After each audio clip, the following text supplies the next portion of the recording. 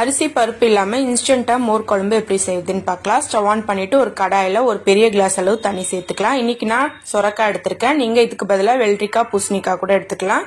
மூடி போட்டு 10 நிமிஷம் வேக விட்டுக்கலாம். இப்ப 1/2 கப் தேங்காய், 2 பச்சை மிளகாய், 5 சின்ன வெங்காயம், ஒரு துண்டு இஞ்சி, 1/2 டீஸ்பூன் ஜீரகம் சேர்த்து நைஸா அரைச்சிட்டு வந்துடலாம். இப்ப காய் வெந்துருச்சு. காய்க்கு தேவையான உப்பு, மஞ்சத்தூள், அதுக்கப்புறம் நம்ம அரைச்சி வச்ச தேங்காய் விழுது, இது எல்லாத்தையும் சேர்த்துட்டு தேவையான அளவு தண்ணி சேர்த்துட்டு நல்லா கொதி வர விட்டுடலாம். ஒரு 5 நிமிஷத்துக்கு நல்லா கொதி வந்ததும் கலந்து விட்டு ஸ்டவ் ஆஃப் பண்ணிடலாம். இப்போ இது நல்லா ஆறட்டும். ஆறின பிறகு நம்ம இதுல ஒரு கப் அளவுக்கு தயிர் எடுத்து மிக்சியில அடிச்சு வச்சிருக்க அதையும் சேர்த்துக்கலாம். சேர்த்துட்டு கலந்து விட்டுருங்க. தாளிப்புக்கு ஸ்டவ் ஆன் பண்ணிட்டு கடாயில 1 டேபிள் ஸ்பூன் எண்ணெய் சேர்த்துக்கலாம்.